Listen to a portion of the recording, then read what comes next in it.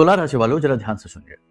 अगर आपके कोई भी काम बनते नहीं है, काम बनते बनते अंत में जाके बिगड़ जाते हैं, रुकावटें अड़चने ऐसी आ जाती हैं कि काम नहीं बनता, उल्टा आप उलझ कर रह जाते हैं। कई बार आपका मान सम्मान चला जाता है, कई बार आपकी बात ही लोग सुनने को तैयार नहीं होते, भले ही आप सत्य क्यों ना कह रहे हो। तो ऐसे में आपको 3 काम है जो जरूर करने चाहिए। जी हाँ, 3 काम जरूर कर लो और 100% रिजल्ट ले लो, गारंटी के साथ हम लिख कर दे सकते हैं। ठीक है, सबसे पहला काम तो आप ये कर लो कि अपनी कुंडली का आकलन करवा लो, क्योंकि कुंडली में यदि कोई पाप ग्रह योग बना बैठा है, कोई दोष बना बैठा है, तो चाहे कोई भी चला आए, आपको दुख से सुख में नहीं ले जा सकता। कारण इसका यह है कि ये पिछले जन्म का कर्म है और कर्म से कोई नहीं भाग सकता। भगवान राम ने भी जब बाली का वध छिपकर किया तो उस कर्म ने उनका पीछा किया, और भगवान जब श्री कृष्ण अवतार में आए तो बहेलिये ने उनको मारा, यानी कि तीर चलाया उनके ऊपर।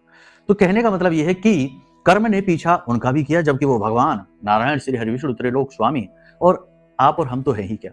तो कहने का मतलब यह है कि कुंडली में यदि पाप ग्रह योग है तो वो आपके पिछले जन्म का कर्म है। अब या तो उसे भुगतिए या फिर उस कर्म का प्रायश्चित कर लीजिए उपायों के माध्यम से।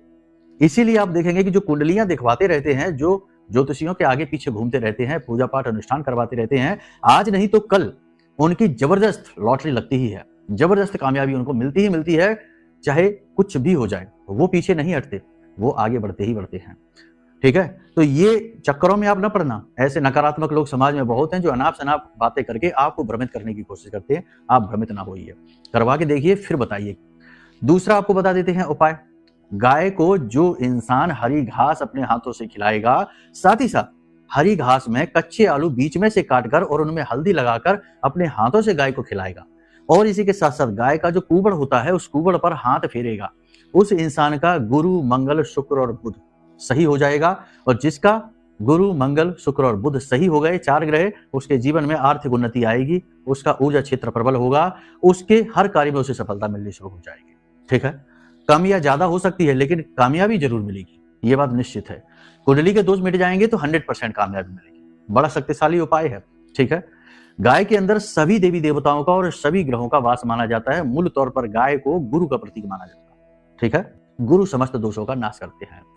तीसरा उपाय, जो इंसान इस पूरे 2026 में सूर्य को अर्घ देगा, उस इंसान को कोई हरा नहीं सकता। सूर्य को अर्घ कैसे देना है? स्वच्छ जल लीजिए, उसमें थोड़ा सा गुड़ डालिए, लाल रंग का पुष्प डालिए और थोड़े से काले तिल डालिए, और इस जल से सूर्य को अर्घ देना शुरू करिए। रोज नहीं दे पाते तो कम से कम रविवार के रविवार तो जरूर दीजिए।